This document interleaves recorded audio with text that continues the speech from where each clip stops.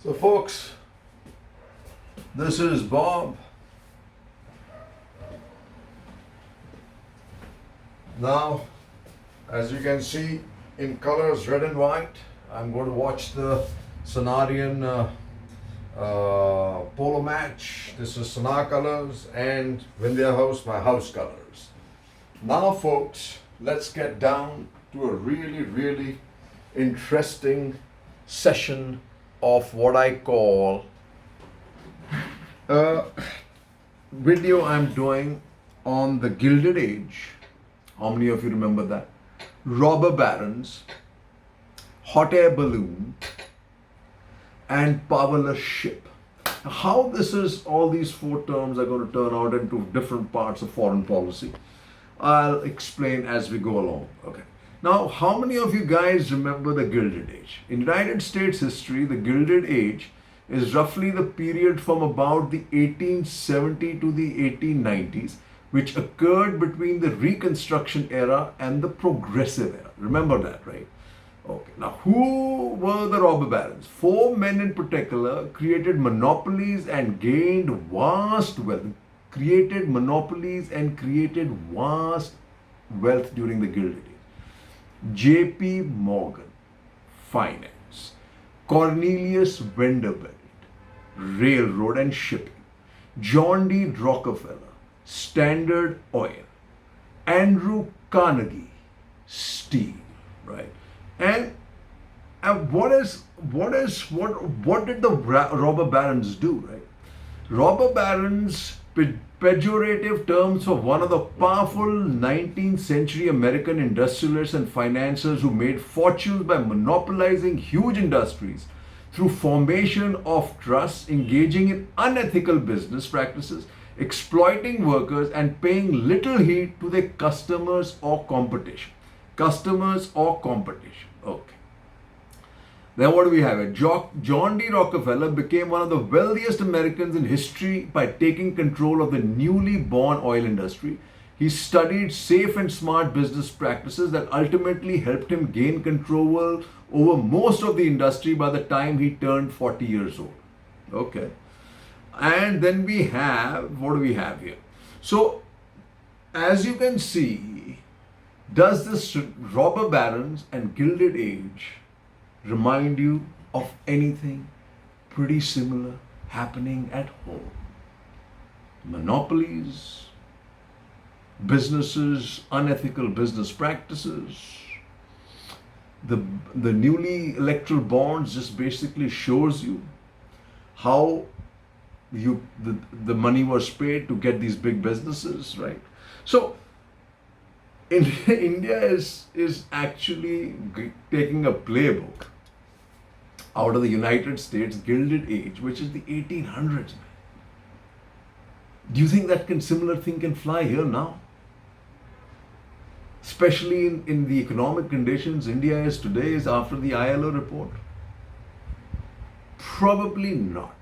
But it's a fun thing to remember about the Gilded Age and the robber barons. Rockefeller, Carnegie, Vanderbilt, and J.P. Morgan. All the names are still there. When you go Carnegie, Carnegie Mellon, the school, the universities, and so on and so forth. Vanderbilt, you probably don't see much of, but Standard Oil is still there. It became Esso, and I think now Mobil, right? But the United States self-corrected through their anti-monopolies and antitrust businesses. And one of the thing that came out during my time in the United States was the breakup of AT&T and the creation of free competition as far as telecom is concerned. The United States is very particular about the creation of monopolies, and obviously currently is also fighting something where it sees Google or Facebook or Meta actually or Amazon being abusive, possibility of being an abusive monopolistic power. Okay. Now then let's come to the next subject, hot air balloon. Unfortunately, a lot of our chest beating nationalism, which actually should be patriotism, nationalism, is driven by the fact that there is no alternative for the world, right? There is no alternative for the world.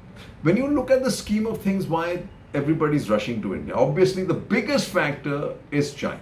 And remember, in China, the United States figured out it faltered in thinking that it could change the course to creation of middle class wealth in China to where the people will themselves ask for democracy. It failed.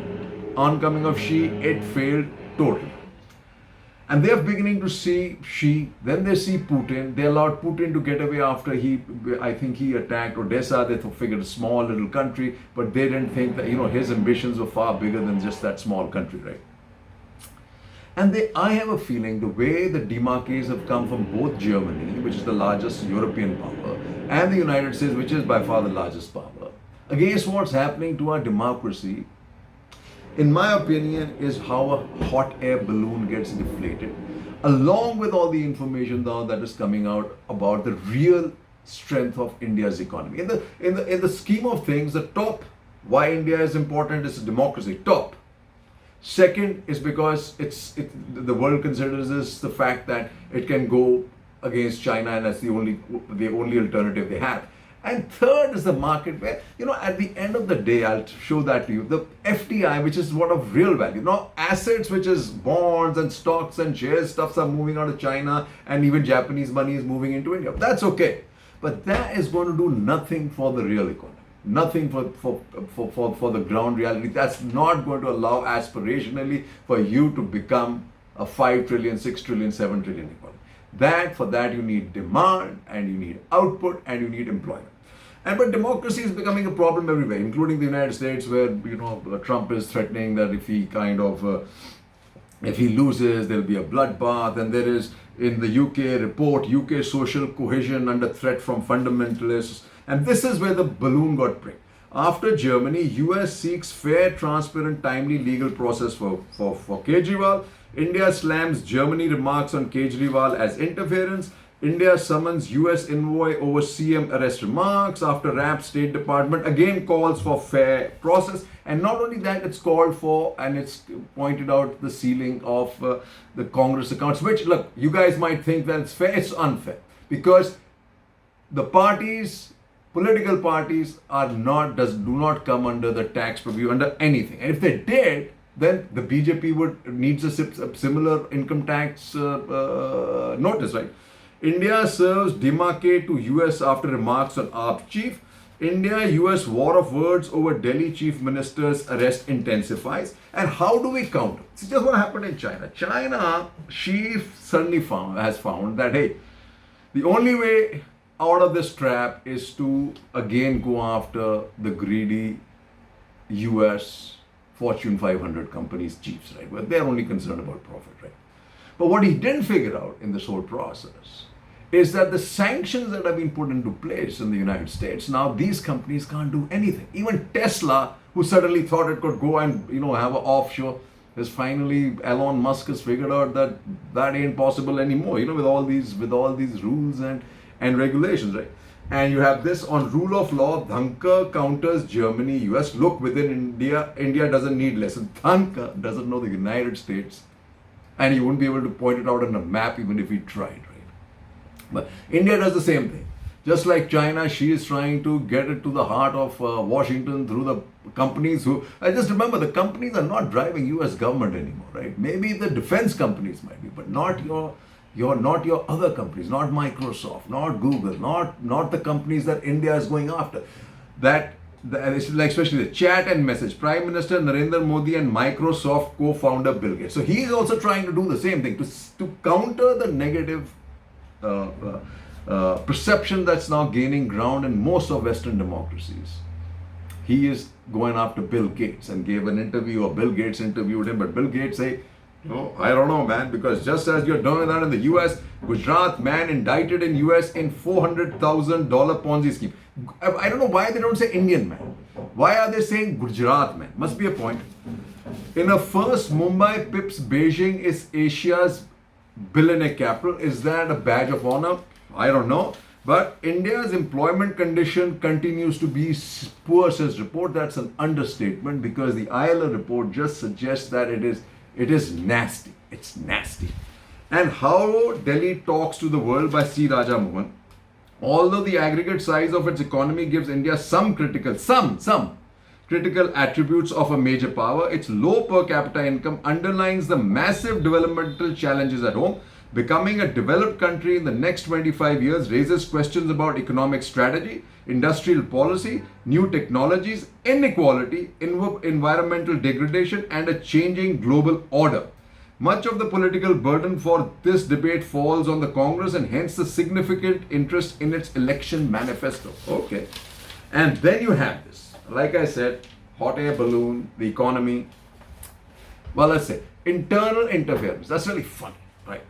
India goes to Manila and says it supports Manila without, just remember, it does that, triggers a response from China, but it doesn't go ahead and say that it wants the law that has been passed, the marine law, to be obeyed. It doesn't say that. The UN law, whatever, UNCLOS, right?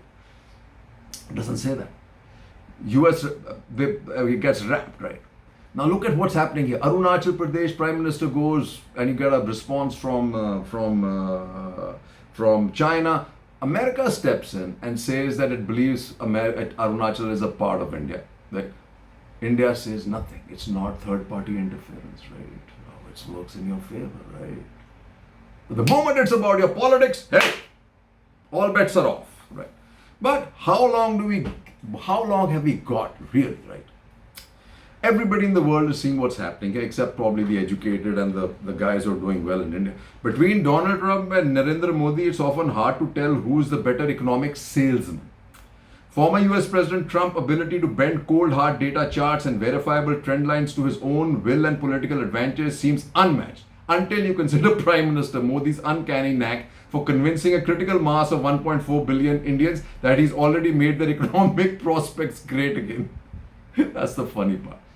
India is growing north of 8% at a moment when the stock market is going gangbusters and foreign investors fleeing China are pivoting its way. That includes Japanese investors who are increasingly buying into the China plus one theory and diversifying into Indian assets. Below the surface, though, India's movement in the global spotlight isn't all it appears. All that glitters is not growth, analysts at Nomura Holdings wrote in a recent note. Underlying growth is weaker than what the headline suggests. The glitters is all that glitters is not growth. Analysts at Nomura Holding wrote in a recent note, underlying growth is weaker than what the headline suggests. The reason Nomura argues is that India's growth is primarily supported by strong public capex growth, while private consumption and private capex remain subdued. Remember China, and remember where China is now. The all-important agriculture sector, meanwhile, has underperformed. To be fair, as Nomura points out, certain industrial sectors are indeed resilient, yet there are growing worries that India's 8% growth isn't producing nearly as many new jobs as hoped. All this helps explain why Arvind Subramanian, a top former chief economic advisor to New Delhi, finds recent data on gross domestic product absolutely mystifying. He pointed out at an India Today conference last week that the numbers don't add up. For example, Subramaniam said that the implied inflation numbers given by the government are between 1 and 1.5%, but the actual inflation around 3 and 5%. What's more, he said the economy is growing 7.5%, even though private consumption is 3%. Impossible.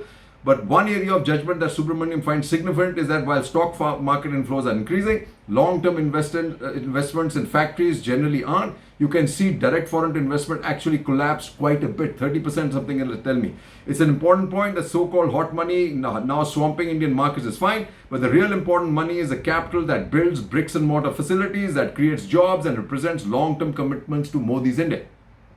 Something that India and China actually do have in common. Both have macro dynamics that divert attention from cracks in the financial system. To ensure India's rapid growth is shared widely, Modi's team needs to do serious heavy lifting on reforms to level playing fields across sectors. It is here that where global investors have valid reasons for skepticism that goes for Japan, of course, right? India's potential superpower will seal FTA at our terms. Everything is potential. Modi inaugurates Bhutan hospital built with India aid, but Bhutan, folks, watch Doklam. It's not coming out in the news. Watch Doklam. Navy responds to pirates' attack on Iranian vessel in Arabian Sea. India playing an important role here, and I think Maldives should figure that out. Predecessor operated on orders of a foreign ambassador, Maldives president. This lies. In 2014, India helped a parched Maldives. A decade on, China steps in with Tibet water. What happened? Sri Lanka's PM says China to develop strategic infra. Watch out. India, China hold fresh LAC talks. No resolution on key friction points. They've taken our land. No resolution. No breakthrough in India-China dialogue. China claims on Arunachal are baseless. Delhi rejects third-party remarks on Pannu. Now, this is the funny part. China came and unsolicited said that, the US is being unfair and should be much fairer on the Pannu case. And India stepped in and said, we don't need third party. Hey, which side's your bread butter? Suicide bomber attacks convoy in Pakistan, 5 Chinese engineers among 6 killed. Enemies of our ties with China behind terror attacks is Pakistan. Jaishankar, India in no mood now to overlook Pak terror. There is no Pak terror at this point of time. Because just remember, why US allows Pak double games is something that should worry us, and it's important. India ready to consider resuming India trade ties, Pakistan minister. All this is happening because Pakistan's up in trouble. 5 Chinese among 6 dead in Pakistan's suicide attack. Biden writes to Shehbaz making his first contact with the Pakistan PM. Things are changing, folks. You better be careful.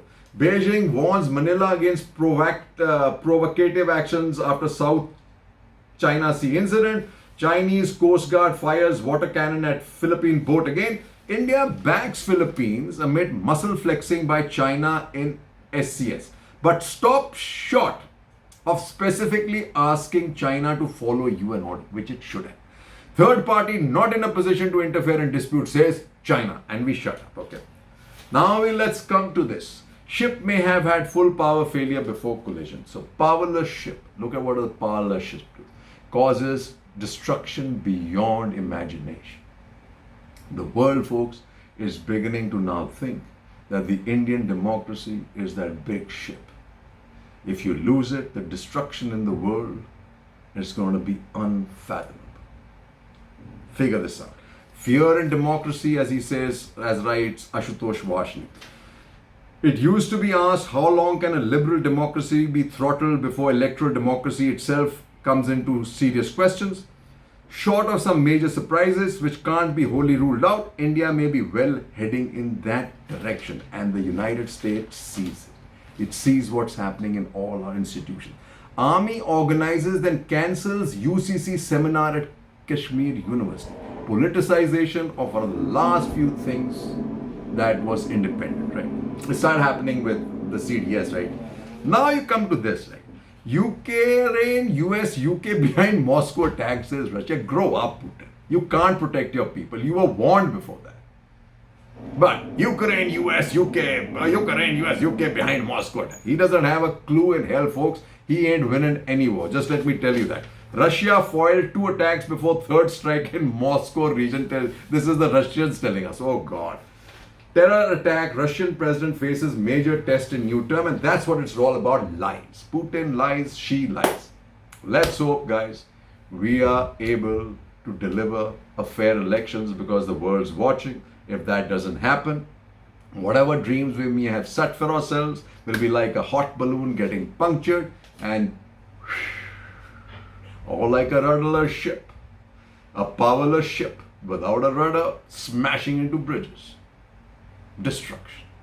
Or we just end up creating robber barons and gilded age and extremely poor people and not the large economy we thought we would become. 3 cheers and Jai Hind.